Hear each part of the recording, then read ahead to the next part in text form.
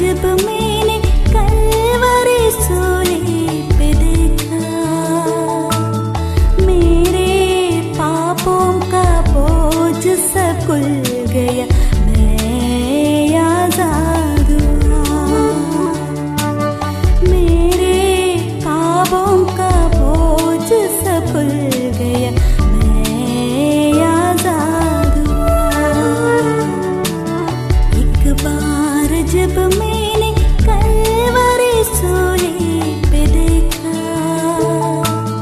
मेरे पापों का बोझ सब खुल गया, मैं आजाद हुआ। परमेश्वर के धन्य नाम की महिमा हो। आज के आराधनात्मक मनन की ओर आप सभी का बड़े प्रेम के साथ स्वागत करता हूँ। आइए आज के मनन के लिए हम पढ़ते हैं कुरिन्थियों की पहली पत्री अध्याय 6 पद 9। क्या तुम नहीं जानते कि अन्यायी लोग परमेश्वर के राज्य के वारिस न होंगे? धोखा ना खाओ, न वेश्यगामी, न मूर्ति पूजक, न परस्त्रीगामी, न लुच्चे, न पुरुषगामी, न चोर, न लोभी, न पियकर, न गाली देने वाले, न अंधेर करने वाले परमेश्वर के राज्य के वारिस होंगे। इन दिनों के आराधनात्मक मननों में हम ये मनन करते आ रहे हैं कि परमेश्वर को प्रसन्न करने लायक एक आराधना अर्पण करने के लिए आराधना करने वाले लोग अलगाव का लागूकरण अपने जीवन में क्यों करना है। हम देखें उत्पत्ति की पुस्तक अध्याय 22 से कि परमेश्वर ने अब्राहम से ये कहा कि वो मोरिया देश में जाकर, ना कि अपने लोगों के बीच में परमेश्वर की आराधना करे, अर्थात अपने बेटे को होम बलि करके चढ़ाए। हमने ये भी देखा प्रेरितों के काम 15वां अध्याय की 20वीं पद में प्रेरितों ने अन्य जातियों से विश्वास में आए हुओं को क्या सलाह दिया कि वे मूर्तों की अशुद्धताओं से अलग हो जाए, यदि वे चाहते हैं कि परमेश्वर के लिए योग्य एक आराधना का अर्पण करें। तत्पश्चात हमने ये भी देखा कि पाप में जीवन बिताने वाले विश्वासियों की संगति से प्रभु के लोगों को अलग रहना जरूरी है, अथवा पाप में जीने वाले मसीह विश्वासियों को संगति से बाहर रखना परमेश्वर के लिए योग्य आराधना का अर्पण करने की अनिवार्यता है। जब हम कुरिन्थियों की पहली पत्री के 6 अध्याय की ओर आते हैं, यहाँ पर प्रेरित पौलुस कह रहा है मसीह विश्वासियों को व्यक्तिगत पापों से दूर रहना। कुरिन्थ की कलीसिया अनैतिक भूमिका से विश्वास में आए हुए लोगों की कलीसिया। उन दिनों में किसी व्यक्ति को कुरिन्थियन अथवा कुरिन्थी कहना गाली देने के बराबर था, क्योंकि कुरिन्थ अधार्मिकता और अनैतिकता से भरा हुआ एक शहर था। अधार्मिकता एवं अनैतिकता में जीवन बिताने वाले लोगों के बीच में से यीशु मसीह पर विश्वास करके आए हुए लोगों की कलीसिया थी कुरिन्थ की कलीसिया। परंतु विश्वास में आने के बाद उनमें से कई लोग अपने पुराने पापों को जो उसके खून में है उसे पुनः करने लगे।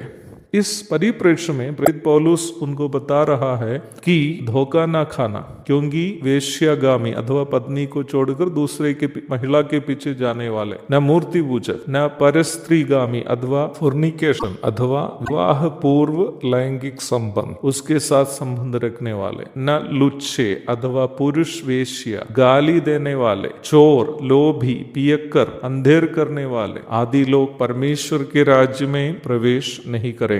बाइबल में परमेश्वर का राज्य करके जो प्रयोग है उसको हम दो परिप्रेक्ष्य में समझ सकते हैं। लूका रचित सुसमाचार अध्याय 17 की 21 में प्रभु यीशु मसीह कहता है परमेश्वर का राज्य तुम्हारे बीच में है। यीशु मसीह वहां उपस्थित है, नागरिक होना है, व्यक्तिगत रूप में प्रभु यीशु मसीह के संबंध में जीना, आत्मिक परिप्रेक्ष्य में परमेश्वर के राज्य में जीना। निम्न प्रकार यीशु मसीह के साथ संबंध में जीवन बिताने वाले लोग उस नई धरती और नए आकाश में भी जो अक्षरिक परमेश्वर का राज्य है, परमेश्वर के साथ, प्रभु यीशु मसीह के साथ संगति रखते हुए अनंत काल जीवन बिताएंगे। इस प्रकार परमेश्वर के राज्य के दो परिप्रेक्ष्य को हम वचन में देखते हैं। एक आत्मिक परिप्रेक्ष्य जो यीशु मसीह के साथ आत्मिक संबंध में जीना, दूसरा अक्षरिक परिप्रेक्ष्य अर्थात नई धरती और नए आकाश में जिसकी राजधानी यरूशलेम में प्रभु के साथ जीना। परंतु यशायाह नबी की पुस्तक 59 की 2 की ओर जब हम आते हैं वहां पर परमेश्वर परमेश्वर कहता है तुम्हारे अधर्म के का तुम्हें तुम्हारा परमेश्वर से दूर किया। यदि उद्धार पाए हुए ही क्यों ना हो, हमारे व्यक्तिगत जीवन में यदि पाप है तो उस पाप में जीवन बिताते हुए प्रतिदिन व्यक्तिगत रूप में प्रभु की संगति में जीना असंभव की बात है। उद्धार सौजन्य है, इसलिए हम उद्धार यदि पाए हुए हैं तो वो उद्धार नष्ट नहीं होगा। वो हमारी खासियत नहीं, क्योंकि प्रभु की दया है। हमने प्रभु को ग्रहण किया, प्रभु पर विश्वास किया और वो उद्धार उन्होंने सौजन्य रूप में दिया। परंतु यदि व्यक्तिगत जीवन में हम पाप करते हुए जिएंगे, न हमारी आराधना, न हमारी सेवा, न हमारे आत्मिक जीवन प्रभु के नजर में उनको प्रसन्न करने लायक हो सकता। इसलिए यदि हम चाहते हैं कि हमारे जीवन हो, हमारी सेवा हो, हमारी आराधना हो, परमेश्वर को प्रसन्न करने लायक होना हो, तो व्यक्तिगत पापों से अलग होकर एक मसीही जीवन बिताना अनिवार्य है। उसके लिए आज का आराधनात्मक मनन मेरी और आपकी मदद करे। एक और धन्य आराधनात्मक दिन की शुभकामनाओं के साथ आज का मनन में यह समाप्त करता हूँ। प्रभु आप सबको आशीष दे। आमीन। एक बार तेरे खून की धारा में देखा मैंने, एक समझी कि प्यार करेंगे क्या। जब मैंने अपना